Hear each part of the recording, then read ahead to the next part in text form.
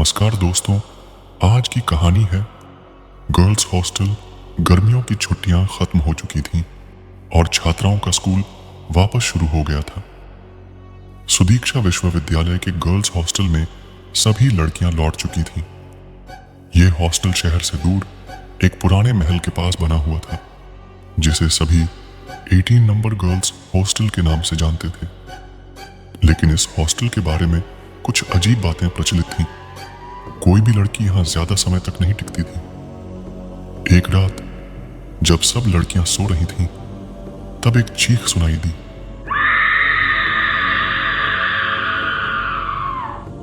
हर कोई अपने कमरे से बाहर निकली और देखा कि कक्ष संख्या 18 में एक लड़की मृत पड़ी थी। उसकी आंखें खुली हुई थीं और चेहरा भय से विकृत था। इस घटना के बाद पूरे हॉस्टल में डर का माहौल बन गया। इस घटना के बाद हॉस्टल में अजीब चीजें होने लगी। रात के समय लड़कियां को अपने कमरों में किसी की मौजूदगी का एहसास होता। कभी कभी उन्हें ऐसा लगता जैसे कोई उनकी पीठ पर हाथ फेर रहा हो। राधिका, प्रीति, साक्षी और नैना इस हॉस्टल की नई छात्राएं थीं। उन्हें हॉस्टल में हो रही अजीब घटनाओं की भनक लगी तो उन्होंने इसका पता लगाने का फैसला किया। राधिका एक साहसी लड़की थी, जबकि प्रीति थोड़ी डरपोक थी। साक्षी और नैना हमेशा मजाक में रहती थीं, लेकिन इस घटना ने उन्हें भी परेशान कर दिया था। राधिका ने हॉस्टल के पुराने रिकॉर्ड्स खंगालने शुरू किए और उसे पता चला कि इस हॉस्टल के बारे में पहले भी ऐसी घटनाएं हो चुकी थीं, लेकिन हर बार इसे महज एक दुर्घटना मानकर टाल दिया गया था। एक रात राधिका और उसके दोस्तों ने मिलकर हॉस्टल के बेसमेंट में जाने का फैसला किया। उन्हें वहां एक पुराना डायरी मिला, जिसमें किसी लड़की की लिखी हुई कहानियां थीं। उसमें लिखा था कि कैसे इस हॉस्टल में एक लड़की का बलात्कार हुआ था और उसे मार दिया गया था। डायरी के पन्नों में और भी बातें लिखी हुई थीं, जो उनके रोंगटे खड़े कर देने के लिए काफी थीं। उस लड़की की आत्मा अभी भी हॉस्टल में भटक रही थी और हर नई लड़की को अपनी जगह मानकर उसे मार देती थी। राधिका और उसके दोस्तों ने आत्मा की सच्चाई जानने के बाद उसे शांत करने का फैसला किया। उन्होंने हॉस्टल के पिछले हिस्से में स्थित पुराने पेड़ के नीचे खुदाई की, जहां उन्हें उस लड़की की अधजली लाश मिली। जैसे ही उन्होंने उस लाश को बाहर निकाला, हॉस्टल में भूकंप सा माहौल बन गया। चारों ओर हाहाकार मच गया और उस आत्मा ने सभी पर हमला कर दिया। राधिका, प्रीति, साक्षी और नैना ने लाश को बाहर निकालने के बाद उसे ठीक से दफनाने का प्रयास किया, लेकिन आत्मा का प्रकोप अभी भी जारी था। जैसे ही वे लाश को छूते, एक ठंडी हवा का झोंका उनके चारों ओर घूमता और आत्मा की चीखें सुनाई देती। राधिका ने हिम्मत जुटाकर आत्मा से बात करने का प्रयास किया। उसने चिल्लाकर कहा, हम तुम्हारी मदद करना चाहते हैं, कृपया हमें बताओ कि तुम्हें क्या चाहिए। आत्मा की आवाज सन्नाटे में गूंज उठी, मुझे न्याय चाहिए, मुझे न्याय दो, तभी मेरी आत्मा को मुक्ति मिलेगी। यह सुनकर राधिका ने उस लड़की के बारे में और अधिक जानने की ठान ली और वो वहां से चले गए। राधिका और उसके दोस्तों ने फिर से डायरी पढ़नी शुरू की। उन्होंने पाया कि उस लड़की का नाम कविता था और वह यहाँ एक छात्रा थी। उसके साथ हुई दुर्घटना को छुपा दिया गया था और उसके दोषियों को कभी सजा नहीं मिली थी। राधिका और उसके दोस्तों ने कविता की आत्मा को न्याय दिलाने का प्रण लिया। उन्होंने पुलिस को बुलाया और सारे सबूत पेश किए। पुलिस ने मामले की गंभीरता को समझते हुए जांच शुरू की, लेकिन यह इतना आसान नहीं था। दोषी लोग आज भी प्रभावशाली थे और उन्होंने राधिका और उसके दोस्तों को धमकाना शुरू कर दिया। उन्हें जान से मारने की धमकियां मिलने लगीं, लेकिन वे डरे नहीं। एक रात जब सब सो रहे थे, राधिका ने देखा कि कविता की आत्मा उसके कमरे में खड़ रही थी। उसने कहा, तुम्हें जल्दी करनी होगी, मेरी आत्मा तड़प रही है, अन्यथा मैं मेरे हाथों से और निर्दोषों की जान चली जाएगी। राधिका ने तय किया कि अब और देर नहीं होगी। पुलिस ने आखिरकार सबूतों के आधार पर दोषियों को गिरफ्तार कर लिया और सच्चाई सबके सामने आ गई। लेकिन यह सिर्फ एक शुरुआत थी। अभी भी कई राज छुपे हुए थे और कविता की आत्मा का प्रकोप खत्म नहीं हुआ था। कविता की आत्मा ने कुछ समय के लिए शांति पाई, लेकिन उसकी आत्मा अभी भी पूरी तरह से मुक्त नहीं हो पाई थी। राधिका और उसके दोस्तों को अब और गहरे जाकर इस रहस्य को सुलझाना होगा। पुलिस की जांच और दोषियों की गिरफ्तारी के बाद भी हॉस्टल में अजीब घटनाएं बंद नहीं हुई। राधिका, प्रीति, साक्षी और नैना के मन में हमेशा एक डर बना रहता। हर रात उन्हें ऐसा लगता जैसे कोई उन्हें देख रहा हो, उनके पीछे चल रहा हो। राधिका ने महसूस किया कि डायरी में कुछ पन्ने गायब थे। उसने उन पन्नों को ढूंढने की कोशिश की। एक दिन उसे हॉस्टल के स्टोर रूम में एक पुराना पेटी मिली, जिसमें कुछ पुराने कागज और फोटो थे। उनमें कविता की कुछ तस्वीरें थीं और कुछ पन्ने जो डायरी के थे। पन्नों को पढ़ने पर राधिका को पता चला कि कविता की मौत महज एक हादसा नहीं थी, वह एक गहरे षड्यंत्र का हिस्सा थी। कविता ने कुछ ऐसे राज जान लिए थे जो हॉस्टल के प्रशासन और कुछ प्रभावशाली लोगों के काले कारनामों को उजागर कर सकते थे। इसीलिए उसे हमेशा के लिए चुप करा दिया गया। राधिका और उसके दोस्तों ने उन राजों को उजागर करने का फैसला किया। उन्होंने उन कागजों को मीडिया को सौंप दिया।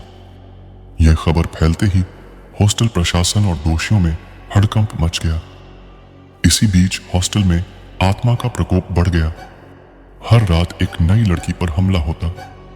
आत्मा और अधिक शक्तिशाली हो गई थी, क्योंकि उसके राज अब खुलने लगे थे और उसकी आत्मा ज्यादा तड़प रही थी। एक रात साक्षी अचानक गायब हो गई। उसके कमरे की जांच की गई तो कमरे में खून के निशान मिले, लेकिन वह कहीं नहीं थी। राधिका और बाकी दोस्तों ने उसे ढूंढने की कोशिश की, लेकिन कोई सुराग नहीं मिला। राधिका को एक रात फिर से आत्मा ने दर्शन दिए और कहा, साक्षी को बचाना है तो सच्चाई को पूरी तरह उजागर करो। राधिका ने हिम्मत जुटाई और बाकी दोस्तों के साथ मिलकर एक अंतिम प्रयास करने का फैसला किया। राधिका और उसके दोस्तों ने फिर से हॉस्टल में जांच करने गए तो हॉस्टल तहखाने में एक गुप्त सुरंग का पता लगा। यह सुरंग हॉस्टल को पुराने महल से जोड़ती थी। उन्होंने वहां जाकर देखा कि साक्षी को बंधक बनाकर रखा गया था और उसे मारने की तैयारी हो रही थी। राधिका और उसके दोस्तों ने साक्षी को बचाया और प्रशासन के सभी गंदे राजों को उजागर कर दिया। दोषियों को गिरफ्तार कर लिया गया और हॉस्टल की सुरक्षा बढ़ा दी गई। राधिका, प्रीति, नैना और साक्षी ने आत्मा को शांत करने के लिए हर संभव प्रयास किया था, लेकिन आत्मा का प्रकोप अब भी जारी था। आत्मा की शांति के लिए उन्हें और गहराई से जांच करनी थी। उन्होंने निर्णय लिया कि वे फिर से हॉस्टल के इतिहास और उससे जुड़े लोगों के बारे में और जानकारी जुटाएंगे। हॉस्टल के पुस्तकालय में कुछ पुराने दस्तावेज थे जिन्हें कभी किसी ने ठीक से नहीं देखा था। राधिका ने अपने दोस्तों के साथ पुस्तकालय में घंटों बिताए और अंततः उन्हें एक पुरानी किताब मिली जिसमें हॉस्टल के निर्माण और उसकी शुरुआती घटनाओं का वर्णन था। इस किताब में लिखा था कि हॉस्टल को बनाने वाले लोग खुद ही कुछ गहरे रहस्यों में उलझे हुए थे। किताब में एक जगह लिखा था कि हॉस्टल के निर्माण के दौरान कुछ श्रमिक गायब हो गए थे और उनके बारे में कभी कुछ पता नहीं चल पाया था। राधिका और उसके दोस्तों ने यह जानने की कोशिश की कि क्या हॉस्टल के नीचे और भी सुरंगें हो सकती हैं। उन्होंने हॉस्टल के पुराने नक्शे को देखा और पाया कि हॉस्टल के नीचे कई सुरंगें थीं, जिनमें से कुछ महल तक जाती थीं और कुछ जंगल की ओर। राधिका और उसके दोस्तों ने सुरंगों की ओर जाने का निर्णय लिया। वे सुरंगों में घुसे और वहां कई रहस्यमय चीजें पाईं। उन्हें कुछ पुरानी इंसानों की हड्डियां, कुछ जले हुए दस्तावेज और कुछ अजीबोगरीब निशान मिले। जैसे ही वे सुरंगों में गहरे गए, आत्मा का दूसरा रूप प्रकट हुआ। इस बार आत्मा ने और भी भयानक रूप धारण कर लिया था। आत्मा ने राधिका से कहा, तुम्हें सच्चाई के और भी नजदीक आना होगा, तभी मेरी आत्मा को शांति मिलेगी। राधिका और उसके दोस्तों ने आत्मा की बातों को गंभीरता से लिया और सुरंगों में और भी गहराई में जाने का फैसला किया। उन्होंने देखा कि सुरंग के अंदर एक पुरानी गुफा थी जिसमें एक पुराना मंदिर था। इस मंदिर में कुछ ऐसे चिन्ह थे जो काले जादू और नर बलि के संकेत दे रहे थे। राधिका ने मंदिर के भीतर एक पुराने पत्थर को हटाया और देखा कि वहां एक पुरानी किताब छिपी हुई थी।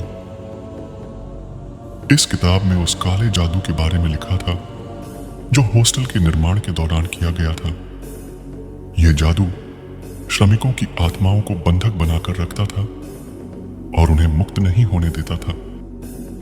राधिका और उसके दोस्तों ने यह समझ लिया कि जब तक उन श्रमिकों की आत्माओं को मुक्त नहीं किया जाएगा तब तक कविता की आत्मा भी मुक्त नहीं हो पाएगी। उन्होंने एक तांत्रिक को बुलाया और उस मंदिर में जाकर श्रमिकों की आत्माओं के लिए प्रार्थना की और उनके लिए एक हवन यज्ञ किया। प्रार्थना और हवन के बाद सुरंगों में एक उजाला छा गया और राधिका ने महसूस किया कि आत्माओं को शांति मिल गई है। कविता की आत्मा भी प्रकट हुई और उसने धन्यवाद दिया। उसने कहा, तुमने मेरी आत्मा को शांति दिलाई, लेकिन यह रहस्य अभी भी पूरी तरह से खत्म नहीं हुआ है। राधिका और उसके दोस्तों ने आत्माओं की मुक्ति के बाद भी हॉस्टल में अजीब घटनाएं देखी। आत्मा का प्रकोप खत्म हो गया था, लेकिन हॉस्टल के रहस्यों का अंत नहीं हुआ था। वे जानते थे कि हॉस्टल के इतिहास में और भी गहरे राज्य छुपे हैं जिन्हें वे समय के साथ ही जान पाएंगे। आत्माओं की मुक्ति के बाद राधिका, प्रीति, नैना और साक्षी को कुछ समय के लिए शांति मिली, लेकिन वे जानते थे कि हॉस्टल का रहस्य अभी भी पूरी तरह से खुला नहीं था। उन्हें पता था कि वो सब गहरी जाल में फंस गए हैं। उन्होंने ठान लिया कि वे अब हॉस्टल के सभी गहरे राजों को उजागर करेंगे। एक रात हॉस्टल में फिर से अजीब घटनाएं होने लगी। दीवारों पर खून के निशान और चीखों की आवाजें सुनाई देने लगी। एक दिन नैना को उसके कमरे में एक पुराने आईने के सामने खून से लिखा हुआ एक खत मिला जिसमें लिखा था, अभी और राज बाकी है। नैना डर गई, पता ही नहीं चला कि खत कौन छोड़ गया। उसके बाद राधिका और उसके दोस्तों ने हॉस्टल के दूसरे हिस्सों को खोजना शुरू किया। उन्होंने हॉस्टल के सबसे पुराने कमरों में जाकर जांच पड़ताल की। उन्होंने पाया कि कई कमरे बंद पड़े थे और उनमें जाने की मनाही थी। एक दिन राधिका ने साहस जुटाकर चुपचाप से एक बंद कमरे का ताला तोड़ा। अंदर का दृश्य डरावना था। दीवारों पर अजीबोगरीब चित्र बने हुए थे और फर्श पर कुछ पुराने दस्तावेज पड़े थे। उन दस्तावेजों में हॉस्टल के पुराने मालिक के बारे में लिखा हुआ था जो एक काले जादू करने वाला जादूगर था। दस्तावेजों से पता चला कि हॉस्टल का पुराना मालिक रणवीर सिंह एक काले जादूगर था जिसने अपनी शक्तियों को बढ़ाने के लिए कई मासूम लोगों की बलि दी थी। इन बलियों में कई श्रमिक और छात्राएं भी शामिल थीं। उसकी आत्मा आज भी हॉस्टल में भटक रही थी और वह अपने बदले की आग में जल रही थी। वो ताला तोड़ने की वजह से आत्मा कैद से निकल चुकी थी। राधिका और उसके दोस्तों ने जैसे ही ये सच्चाई जानी, हॉस्टल में और भी भयानक घटनाएं शुरू हो गईं। इस बार रणवीर की आत्मा ने अपने प्रकोप से सभी को डराना शुरू कर दिया। रात के समय लड़कियों को भूतिया छायाएं दिखने लगी और वे बीमार पड़ने लगी। राधिका ने महसूस किया कि रणवीर की आत्मा को शांत करने का एकमात्र तरीका यह था कि उसकी बलि के स्थान पर जाकर एक विशेष हवन यज्ञ करना होगा। लेकिन इस हवन को करने के लिए बहुत साहस और दृढ़ता की आवश्यकता थी। राधिका, प्रीति, साक्षी और नैना ने मिलकर हवन की तैयारी की। उन्होंने सभी आवश्यक सामग्री इकट्ठी की और बलि के स्थान पर जाने का निर्णय लिया। यह स्थान हॉस्टल के पुराने हिस्से में था जो अब तक बंद पड़ा था। राधिका और उसके दोस्तों ने बलि के स्थान पर जाकर हवन शुरू किया। उन्होंने रणवीर की आत्मा को शांत करने के लिए मंत्रों का उच्चारण किया। इस दौरान भूतिया घटनाएं और भी तीव्र हो गईं। दीवारें हिलने लगीं और चारों ओर चीखें गूंजने लगीं। जैसे ही हवन पूरा हुआ, रणवीर की आत्मा प्रकट हुई और उसने राधिका पर हमला करने की कोशिश की।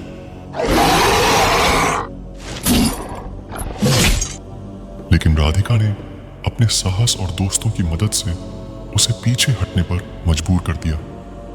अंततः आत्मा को कुछ समय के लिए शांत कर दिया गया। रणवीर की आत्मा को शांत करने के बाद राधिका और उसके दोस्तों को कुछ समय के लिए शांति मिली। लेकिन एक रात प्रीति के कमरे में फिर से खून से लिखा हुआ संदेश मिला। यह तो सिर्फ शुरुआत है। उसने सोचा कि यह क्या हो रहा है, ये सब क्यों हमारे पीछे पड़े हैं। लैटिन उन्हें पता नहीं था हॉस्टल कि जितने कमरे में जाएंगे उतनी आत्माएं निकलती रहेंगी। राधिका ने हॉस्टल के पुराने दस्तावेजों और तस्वीरों की जांच फिर से शुरू की। उसे एक अलमारी के पीछे एक छिपा हुआ कमरा मिला। इस कमरे में कुछ पुरानी तस्वीरें और एक जर्नल मिला। जर्नल में लिखा था कि हॉस्टल के निर्माण के समय कई श्रमिकों की रहस्यमय मौतें हुई थीं। इन मौतों के पीछे भी रणवीर का ही हाथ था। लेकिन जर्नल में एक और आत्मा का जिक्र था जो रणवीर से भी ज्यादा खतरनाक थी। इस आत्मा का नाम सुरेश था, जो रणवीर का सहायक था और उसके काले कारनामों में बराबरी का भागीदार था। जर्नल के अनुसार सुरेश ने रणवीर के मरने के बाद हॉस्टल पर कब्जा करने की कोशिश की थी, लेकिन वह खुद भी एक दुर्घटना का शिकार हो गया था। उसकी आत्मा अब भी हॉस्टल में भटक रही थी और वह रणवीर से भी ज्यादा क्रूर और भयानक थी। राधिका और उसके दोस्तों ने सुरेश की आत्मा के बारे में पता चलने के बाद उससे निपटने की योजना बनाई। उन्होंने सुरेश की आत्मा को शांत करने के लिए एक और हवन यज्ञ करने का फैसला किया, लेकिन सुरेश की आत्मा ने उन्हें पहले ही आतंकित करना शुरू कर दिया था। रात के समय सुरेश की आत्मा ने हॉस्टल की दीवारों पर भयानक आवाजें निकालना शुरू कर दिया।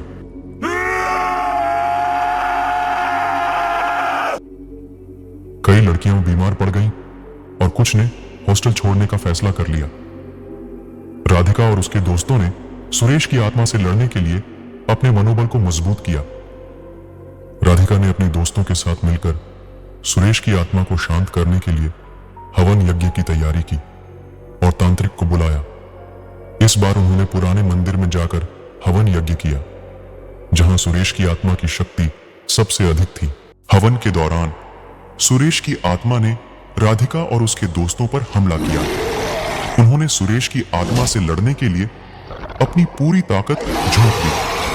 अंततः उन्होंने आत्मा को कुछ समय के लिए शांत कर दिया, लेकिन यह एक अस्थायी समाधान था।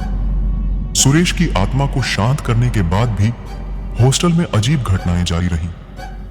राधिका और उसके दोस्तों ने महसूस किया कि हॉस्टल का रहस्य अभी भी पूरी तरह से खत्म नहीं हुआ है। वे जानते थे कि अभी भी कई आत्माओं का प्रकोप हॉस्टल में बाकी था। सुरेश की आत्मा को शांत करने के बाद राधिका, प्रीति, नैना और साक्षी ने महसूस किया कि हॉस्टल की सभी आत्माओं को पूरी तरह से मुक्त करने का एकमात्र तरीका यह था कि वे सभी आत्माओं को एक साथ शांत करने के लिए एक बड़ा हवन यज्ञ करेंगे। उन्होंने इसके लिए एक अनुभवी और बड़े तांत्रिक की मदद लेने का फैसला किया। राधिका ने अपने परिवार के माध्यम से एक अनुभवी तांत्रिक पंडित रामदास को बुलाया। पंडित रामदास ने हॉस्टल का निरीक्षण किया और कहा, यहाँ की आत्माओं को शांत करने के लिए एक विशेष हवन करना होगा, जिसमें हॉस्टल के हर कोने में पूजा की जाएगी। पंडित रामदास ने हवन की तैयारी शुरू की। उन्होंने हॉस्टल के हर कोने में मंत्रोच्चार किया और विभिन्न स्थानों पर यज्ञ कुंड स्थापित किए। राधिका और उसकी दोस्तों ने भी इस यज्ञ में हिस्सा लिया और पंडित रामदास के निर्देशों का पालन किया। यज्ञ के दौरान आत्माओं ने अपना प्रकोप दिखाया। दीवारों पर खून के निशान फिर से प्रकट हुए और चीखों की आवाजें गूंजने लगीं। लेकिन पंडित रामदास ने अपनी शक्ति और मंत्रों से आत्माओं को काबू में रखा।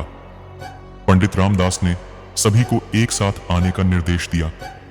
उन्होंने हॉस्टल के मध्य में एक बड़ा यज्ञ कुंड स्थापित किया और सभी आत्माओं को मुक्त करने के लिए एक विशेष मंत्र का जाप किया। जैसे ही हवन यज्ञ समाप्त हुआ, हॉस्टल में एक अद्भुत शांति छा गई। सभी आत्माओं ने एक प्रकाश की किरण में परिवर्तित होकर मुक्त हो गईं।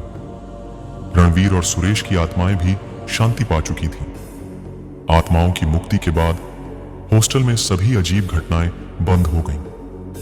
राधिका, प्रीति, नैना और साक्षी ने राहत की सांस ली।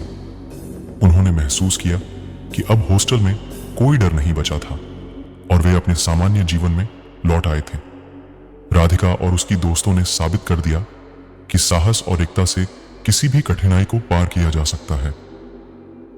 दोस्तों, कहानी अच्छी लगी तो चैनल को लाइक एंड सब्सक्राइब करना मत भूलना। ऐसे ही रोमांचक कहानियां लेकर आएंगे। धन्यवाद।